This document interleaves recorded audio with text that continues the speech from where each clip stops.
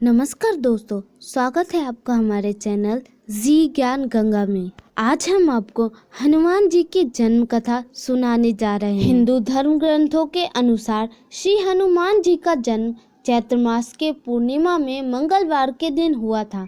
हनुमान जी की माता का नाम अंजनी और पिता का नाम केसरी था। हनुमान जी को संकट मोचन और पवन पुत्र के नाम से भी पुकारा जाता है।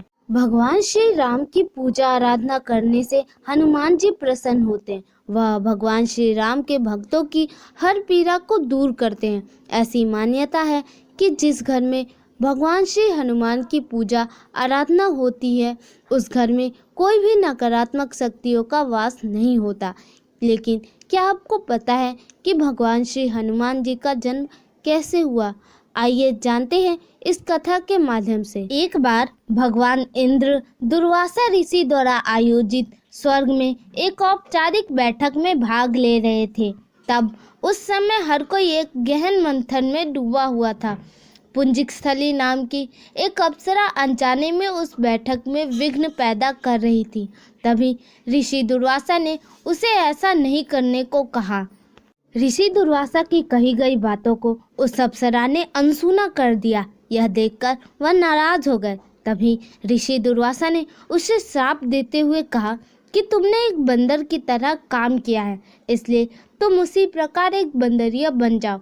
ऋषि दुर्वासा की कही गई बात को सुनकर अप्सरा को अपनी गलती का एहसास हुआ और वो उनसे रोते हुए क्षमा मांगने लगी। अप्सरा ने ऋषि दुर्वासा से कहा कि हे ऋषि, मुझे क्षमा कर दे। मैं आपको परेशान करने के लिए यह नहीं कर रही थी। मुझे इस बात का तनिक भी अंदाजा नहीं था कि मेरी ऐसी मूर्खता का मुझे ऐसा परिणाम मिलेगा।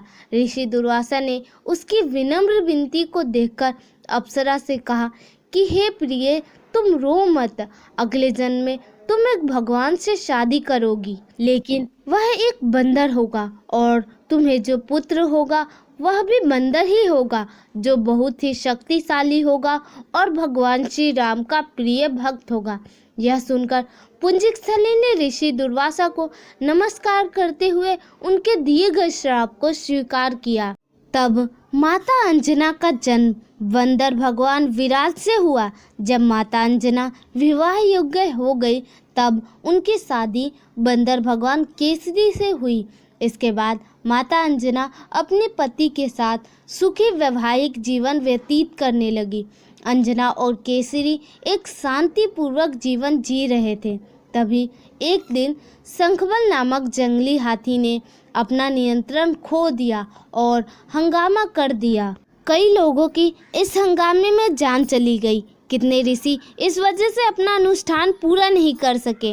भगवान केसरी शंखबल से बेहद प्रेम करते थे। भगवान केसरी ने अपने प्रिय हाथी को जब मार डाला तो बहुत शोक में डूब गए।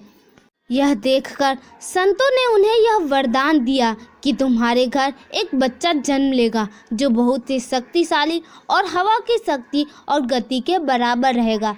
तब इस प्रकार भगवान केसरी के घर में माता अंजना ने भगवान श्री हनुमान को जन्म दिया। यही उनके जन्म की कहानी है, इसलिए उन्हें अंजनी पुत्र और पवन पुत्र कहा जाता है। धन्यवाद दोस्तों। अगर आपको ये कहानी अच्छी लगी हो तो प्लीज़ वीडियो को लाइक, कमेंट और चैनल को सब्सक्राइब जरूर कीजिएगा।